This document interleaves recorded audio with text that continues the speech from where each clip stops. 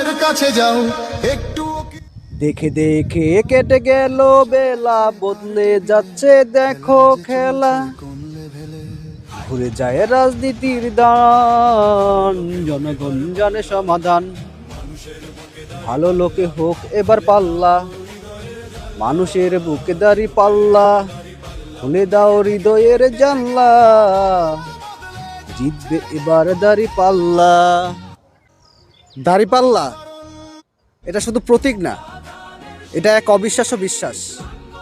এই গানটা মানুষের মুখে মুখে ছড়ায় পড়ার পিছনে একটা বিশেষ বড় কারণ আছে।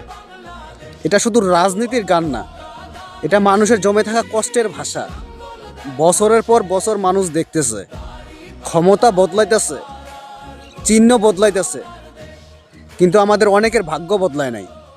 তাই মানুষ যখন দাঁড়িপাল্লা বলে, তারা শুধু এটা একটা প্রতীক দেখে না, তারা দেখে ন্যায় বিচারের স্বপ্ন, সমান অধিকারের আশা, জুলুমের বিরুদ্ধে প্রতিবাদ। দাঁড়িপাল্লার গভীর অর্থ, দাঁড়িপাল্লা মানে এক পাশে ক্ষমতা, অন্য পাশে সাধারণ মানুষ। আর পাল্লা যখন সমান হয় তখনই আসে ন্যায়। ইসলামেও দাঁড়িপাল্লা শুধু একটা প্রতীক না, কিয়ামতের দিন আমল মাপার প্রতীক। সেদিন ধনী গরিব আলাদা হবে না, শুধু বিচার হবে ন্যায়ের। কেন এই গানটা সবার মুখে মুখে? কি জাদু আছে এই গানে?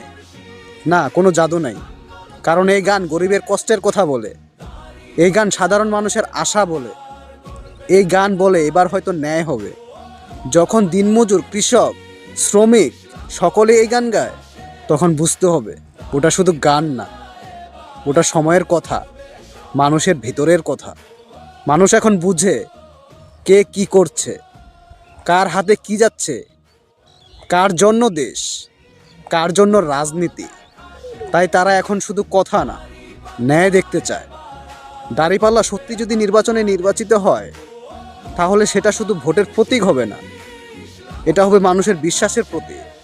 কারণ মানুষ এখন নেতা না, মানুষ খুঁজে ন্যায়। অন্যায়ের অন্ধকার যতই গভীর হোক, সত্যের আলো একদিন ঠিকই জ্বলে উঠবে। সেই আলো দেখার যাত্রায় থাকতে চাইলে শেষ প্রান্তের ছায়া চ্যানেলটি সাবস্ক্রাইব করে দিন।